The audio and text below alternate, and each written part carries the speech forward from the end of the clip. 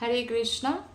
आज हम श्रीमद् भागवतम तृतीय स्कंद से 21वां अध्याय प्रारंभ करने जा रहे हैं। इस अध्याय का शीर्षक है मनु कर्दम संवाद। ओम नमो भगवते वासुदेवाय। ओम नमो भगवते वासुदेवाय। ओम नमो भगवते वासुदेवाय। नारायणं नमस्कृत्य नरं चैव नरोत्तमं देवीं सरस्वतीं व्यासं ततो जयमुदीरयेत्। नष्टप्रायेषु अभद्रेषु नित्यं भागवत सेवया भगवतीरुत्तमश्लोके भक्तिर्भवति नष्टिके। ग्रंथराज श्रीमद् भागवतम की जय। श्रील प्रभुपाद की जय। गुरु महाराज की जय। आप सभी वैष्णव भक्त वृंद की जय। श्लोक नंबर 1। विदुरोवाच स्वायंभुवस्य च मनोर्वंशः परमसम्मतः कथ्यतां भगवान् यत्र मैथुनेनैधिरे प्रजः। विदुरुवाच स्वायंभुवस्य च मनोर्वंशः परमसम्मतः कथ्यतां भगवान् यत्र मैथुनेनैधिरे प्रजः। अनुवाद और तात्पर्य श्रील प्रभुपाद के द्वारा। श्रील प्रभुपाद की जय। अनुवाद। विदुर ने कहा, स्वयंभू मनु की वंश परंपरा अत्यंत आदरणीय थी। हे पूज्य ऋषि, मेरी आपसे प्रार्थना है कि आप इस वंश का वर्णन करें जिसकी संतति वृद्धि संभोग के द्वारा हुई। देखिए, अब तक जो भी सृष्टि हो रही थी संभोग के बिना ही हो रही थी, ब्रह्मा जी से हो रही थी। और फिर ब्रह्मा जी ने मनु को उत्पन्न किया और मनु स्वयंभू मनु। उसके बाद जो है मनु मनुष्य का पिता है और मनु की उत्पत्ति के बाद फिर ब्रह्मा जी ने ऋषियों का भी उत्पन्न किया ताकि मनुष्य को जो गाइड कर सके कि कैसे यज्ञ अनुष्ठान आदि करना है। तो इस तरह से हम देखते हैं कि सृष्टि उस जगह उस तक आ चुकी है कि अब जो है संभोग के थ्रू सृष्टि वृद्धि होंगी। जब मनु का उत्पत्ति होता है तो देवता अत्यंत प्रसन्न होते हैं। हम लास्ट चैप्टर में पढ़ते हैं और देवतागण ने कहा कि अब हमें हवि प्राप्त होंगे, अर्थात यज्ञ अनुष्ठान मनुष्य लोग करेंगे तो इस तरह से हवि उनको प्राप्त होंगे। तात्पर्य में श्रील प्रभुपाद जी बताते हैं कि वास्तव में विदुर ऐसे व्यक्तियों का इतिहास सुनने हेतु इच्छुक नहीं थे कि जो केवल विषयी जीवन जी रहे थे। इंद्रिय तृप्ति करते हुए जो जीवन बिता दे उनका जीवन कोई महत्वपूर्ण नहीं होता। धर्मेण हीन पशुभिर समानम। धर्म अभिहने अर्थात धर्म के बिना लाइफ पशु के समान ही है, केवल संभोग में रत और खाने पीने सोने में रत रहता है।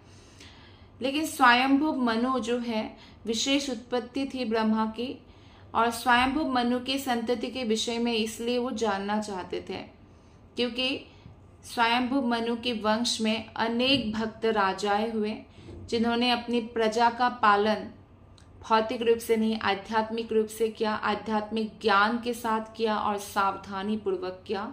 प्रजा के अंदर आध्यात्मिक जागरूकता पैदा किया। अतः उनके कार्यकलापों का इतिहास सुनकर कोई भी मनुष्य अधिक प्रबुद्ध हो सकता है। प्रबुद्ध का अर्थ होता है मेच्योर्ड, कि एक व्यक्ति को कैसे जीवन जीना चाहिए। अगर कोई राजा भी है, अगर राजा होकर भी वो इतना व्यस्त रहते हैं, उनका कितनी जिम्मेदारियां हैं, अगर वो भक्ति कर पा रहे हैं तो एक साधारण मनुष्य को उनका क्या करना चाहिए, अनुसरण करना चाहिए ऐसे राजा का जो भक्त है। तो इस प्रसंग में एक महत्वपूर्ण शब्द आया है इस श्लोक में, परम सम्मतः। परम सम्मत मतलब परम मतलब सर्वाधिक, सम्मतः मतलब आदरणीय, जिससे ये संकेत मिलता है कि स्वयंभू मनु तथा उनके पुत्रों की संतति जो है बड़े बड़े ज्ञानियों को स्वीकार्य थी, इसलिए विदुर उनके बारे में श्रवण करना चाह रहे हैं। श्लोक नंबर 2 से अब हम 4 तक पढ़ेंगे। प्रिया व्रतोत्तान पादो सुतो स्वयंभुवस्य वै यथा धर्मं जुगुपातुः सप्तद्वीपवतीं महिम् तस्य वै दुहिता ब्रह्मन् देवहूतीति विश्रुता पत्नी प्रजापतेरुक्ता कर्दमस्य त्वया नघा तस्यां सा वै महायोगी युक्तायां योगलक्षणै ससर्ज कतिधा वीर्यं तन्मे शुश्रूषवे वद। अनुवाद और तात्पर्य श्रील प्रभुपाद के द्वारा। श्रील प्रभुपाद की जय। स्वयंभू मनु के 2 पुत्र थे, प्रियव्रत तथा उत्तानपाद।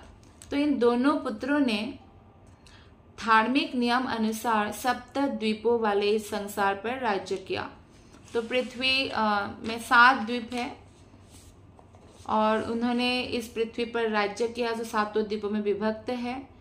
ये 7 द्वीप आज भी अलग अलग नाम से जाने जाते हैं। पहले पूरे पृथ्वी को इलावृत वर्ष नाम से जाना जाता था, फिर जब भारत राजा आए उसके बाद भारत वर्ष के नाम से जाना जाने लगा। पूरी पृथ्वी भारत वर्ष के नाम से जाना जाता था और आज जाना जाता है 7 द्वीप Asia, Europe, Africa, America, Australia, उत्तरी ध्रुव और दक्षिणी ध्रुव के नाम से।